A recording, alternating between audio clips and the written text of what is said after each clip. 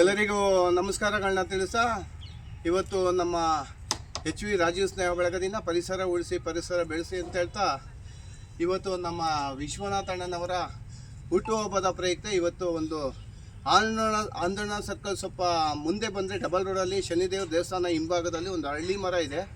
ನಮ್ಮ ಅನಿಕೇತನ ರೋಡಲ್ಲಿ ಇರ್ತಕ್ಕಂಥ ಸುಧಾಕರ್ ಅಣ್ಣನವರು ಇಲ್ಲಿ ಒಂದು ಬೇವಿನ ಗಿಡ ಹಾಕ್ಕೊಡ್ಬೇಕು ಅಂತ ಕೇಳಿದ್ರು. ಹಾಗಾಗಿ ಅದ್ರ ಜೊತೆಗೆ ನಮ್ಮ ವಿಶ್ವನಾಥ ಅಣ್ಣನವ್ರದ್ದು ಹುಟ್ಟುಹಬ್ಬ ಪ್ರಯುಕ್ತ ಅದೇ ಟೈಮ್ಗೆ ಇಲ್ಲಿ ಹಾಕೋಕ್ಕೆ ಒಂದೇ ದಿನ ಆಯಿತು.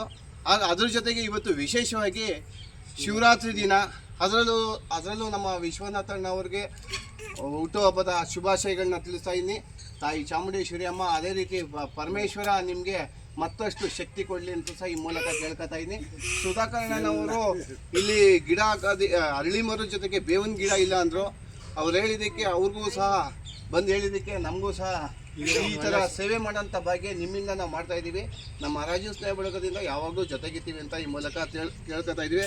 ಅದೇ ರೀತಿ ಇಲ್ಲಿ ಇರ್ತಕ್ಕಂಥ ನಮ್ಮ ಶನಿದೇವ ದೇವಸ್ಥಾನದ ಅರ್ಚಕರಾದಂಥ ಪ್ರಮೋದ್ ಪೂಜಾರಪ್ಪನವರು ಸಹ ಇಲ್ಲಿ ಬಂದು ಕೈ ಜೋಡಿಸಿದ್ದಾರೆ. ಹಾಗೆ ನಮ್ಮ ರಂಗಣ್ಣ, ಸುಧಾಕರಣ ಎಲ್ಲರೂ ಬಂದು ಕೈ ಜೋಡಿಸೋದಕ್ಕೆ ಧನ್ಯವಾದಗಳನ್ನು ಸಹ ತಿಳಿಸ್ತಾ ಇದ್ದೀನಿ.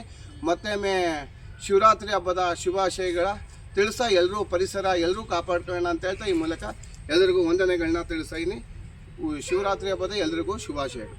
ಅಣ್ಣ ತಾವೆರಡು ಮಾತಾಡಿ. ವಿಶ್ವನಾಥ್ ಅಣ್ಣ, ಈ ದಿನ ನಮಗೆ ಒಂದು ಹುಟ್ಟುದ ಹಬ್ಬದಲ್ಲಿ ಈ ಒಂದು ಗಿಡ ನೆಡೋ ಅವಕಾಶ ಕೊಟ್ಟಿದ್ದಕ್ಕೆ ರಾಜೀವ್ ಸ್ನೇಹ ಬಳಗದ ಮುಖ್ಯಸ್ಥರಾದ ಕುಮಾರಣ್ಣನವರು ಹಾಗೂ ನಮ್ಮ ಸಂಘಟನಾ ಬ್ರಾಹ್ಮಣ